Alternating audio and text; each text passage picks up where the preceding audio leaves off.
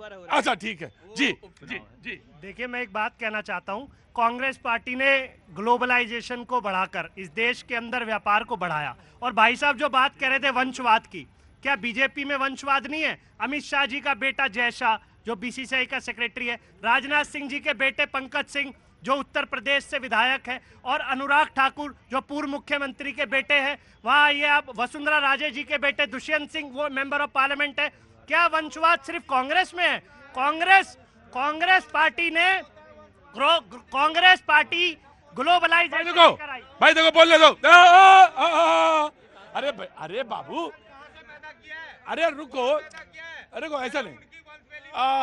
ना जी, you please complete please नहीं बोलने दीजिए, प्लीज कंप्लीट। कांग्रेस पार्टी ने पीस को एस्टेब्लिश करा, हार्मोनियस रिलेशन बनाए विदेशों के साथ ताकि आयात निर्यात हो सके। जब यह देश 1947 में आजाद हुआ था, क्या तब भी भारत देश ऐसा था?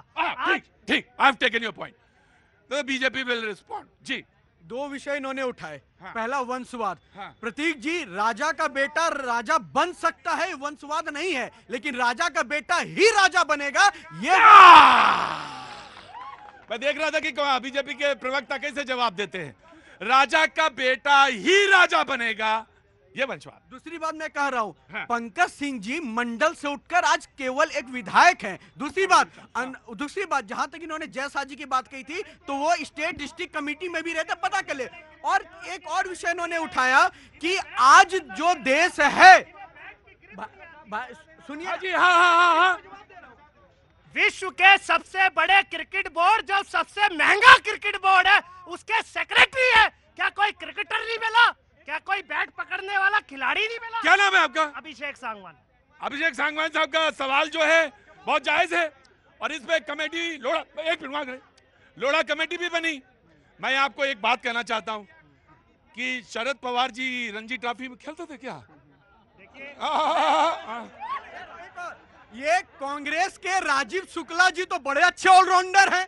ठीक है, मैंने दे दिया।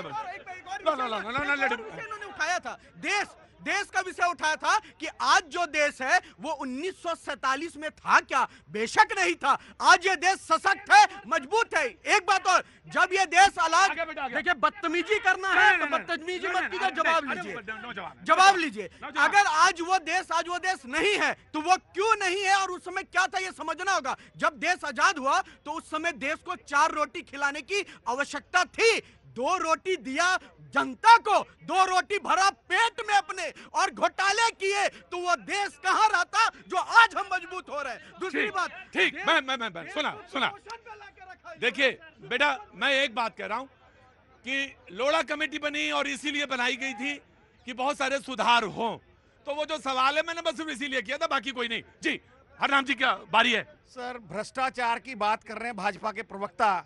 आज देश में इलेक्ट्रॉल बॉन्ड से बड़ा कौन सा भ्रष्टाचार है, जिसमें 2-3 घरानों को केवल कमा के पैसा दे दिया है। और आपका जो अभी ये जो मोबाइल के जो बिल बढ़ने जा रहे हैं ना, डाटा, वो देख लीजिए वहां कौन कौन डांस कर रहे हैं। ये सब वहीं पर जा रहा है पैसा इनडायरेक्टली, और ये सब भाजपा के आशीर्वाद से ही जा रहा है, नरेंद्र मोदी जी के आशीर्वाद से जा रहा है। तो भ्रष्टाचार पर तो लेक्चर देना भारतीय जनता पार्टी बंद कर दे, क्योंकि अगर सबसे कोई भ्रष्ट पार्टी है तो भारतीय जनता पार्टी है, जिसके खुद के राष्ट्रीय अध्यक्ष रक्षा सौदे में पैसे लेते हुए, दलाली करते हुए कैमरे पर आप लोगों ने ही पकड़े हैं। तो भ्रष्टाचार की बात करना तो ये पहली बात बंद। जी, कहां से शुरू करेंगे? जॉन मथाई से शुरू करेंगे कि यहीं से? वो संयोग ऐसा है कि डिबेट की शुरुआत भी कांग्रेस के मित्र से हुई थी, और उस वक्त में स्तब्ध हुआ। एक मिनट, मैं आ गया। नहीं, ऐसे नहीं कहते बेटा, मैं आ जाऊं। पहले तुम ही से पूछ लूंगा। ठीक है। उस वक्त में स्तब्ध हुआ, निशब्द हुआ। वो क्यों हुआ? क्योंकि मित्र जो है इंडिया और रशिया रिलेशंस पे इस तरह की बात कर रहे थे, जो मैं तो सोच रहा था ये जहां किधर जा रही है, लेफ्ट या राइट किधर जा रहे हैं। अरे भैया, कूटनीति क्या होती है, मैं कुछ डेटा रख दूं आपके सामने। जिस अमेरिका के साथ आप कभी भी ट्रेड सरप्लस में नहीं होते थे, जहां हमेशा व्यापारिक घाटा होता था, आज वैश्विक परिवेश में आप जो अमेरिका के साथ जो है $119 बिलियन का व्यापार कर रहे हैं, और 2016 के बाद आप ट्रेड सरप्लस में। यह है कूटनीति नंबर 1। रशिया के साथ सबसे ज्यादा हाई जो है ट्रेड ट्रांजैक्शन हो रहा है, $65 बिलियन से ज्यादा। तो वेट करिए ना, रशिया के साथ भी हम ट्रेड सरप्लस में होंगे। चाइना के साथ जो है अभी हम सेकंड पोजीशन पे, उसके साथ भी होंगे। जो है यूए सऊदी अरब के साथ जो है हम 3rd पोजीशन पे थे, वो हम 7th पे गए। तो गल्फ कंट्री का जो शिफ्ट होकर रशिया के साथ हो रहा है, ये वेलकम करना चाहिए। दूसरा जो अभी लास्ट में जो बात थी ना करप्शन वाली, मुझे बड़ा ही आश्चर्य हो रहा था, और मैं एक जनता की तरफ से जो बात आ रही है बराबर, जीवन के किसी भी क्षेत्र में परफेक्शन नहीं होता है प्रतीक जी। जो आपको जो है फैसला लेना है तो मैथमेटिक्स में एक टर्म होता है प्रोबेबिलिटी, जो न कभी शून्य हो सकती है न कभी 100% हो सकती है। अगर प्रतीक जी तुलनात्मक दूसरे पत्रकारों के बेहतर तरीके से पब्लिक डिबेट कर सकते हैं, it means Prateek ji is a good anchor. इसका मतलब ये नहीं है कि प्रतीक जी परफेक्ट हो गए। तो इसी तरह से तुलनात्मक पूर्व के समय के अगर इस सरकार में डेवलपमेंट का पेस बढ़ा है तो आपको वेलकम करना चाहिए। शैलेंद्र जी ने आज बढ़िया टर्म यूज किया, प्रोबेबिलिटी। ये 12th में मैथ्स पढ़ी और उसके बाद जब आगे बढ़ा बीए में तब भी पढ़ी, लेकिन ये प्रोबेबिलिटी वाला चैप्टर में हमेशा छोड़ देता था, वो थोड़ा सा कठिन होता है चैप्टर। मैं प्रोबेबिलिटी वाला छोड़, मैं आ गया सर, आ गया, बिल्कुल आ गया। क्या नाम है साहब? मेरा नाम विकास गुप्ता है सर। विकास जी कहाँ से आना हुआ? यही दिल्ली से हूँ सर। हाँ जी। 40 वर्ष उम्र है और यहीं पे पला बड़ा हूँ। हाँ जी। मैं कहना चाहता हूँ कि तू अंधेरे में चलने की हिम्मत तो कर, तू अंधेरे में चलने की हिम्मत तो कर, रास्ते में उजाले भी मिल जाएंगे। क्या बात है गुप्ता जी, खुद भी लिखते हैं या दूसरों की सुनाते हैं सिर्फ? मेरे पिताजी ने लिखा था जब 25 जून 1975 को इमरजेंसी लगी थी और उनको जेल में डाल दिया गया था। क्या बात है। तब मेरे पिताजी ने जेल से अगर देखिए कवि हैं, कवि के परिवार से हैं, तो आपको इतना आदर मिलना चाहिए कि आपको इसके अंदर आ जाना चाहिए। जी जी, बहुत बहुत देखिए, अब ये इसको चाहे मेरी पार्शियलिटी कह लीजिए चाहे कुछ भी कह लीजिए, मैं सिर्फ इतना कहना चाहता हूँ कि आप कवि कुल से हैं, इसलिए आपका मैं स्वागत करता हूँ। जी सुनाइए। देखिए पिताजी कवि तो नहीं थे, मास्टर थे, और परंतु कविताएं लिखते थे, क्योंकि 1-1.25 वर्ष जब अंदर रहने का मौका मिला तो यही काम था, वहां बैठ के कविता। इमरजेंसी में जेल के अंदर जी। उनको तीसरे दिन उठा लिया गया था और 2 दिन सिर्फ ये मार पीट कर ये पूछते रहे, बता दो मदन लाल खुराना कहाँ छुपा हुआ है। तो ये तो आप ये बोलते हैं कि बीजेपी आज की डेट में तानाशाह हो गई है। मुझे लगता है कांग्रेस से बड़ी तानाशाह पार्टी इस पूरे विश्व में आज तक कोई नहीं हुई है।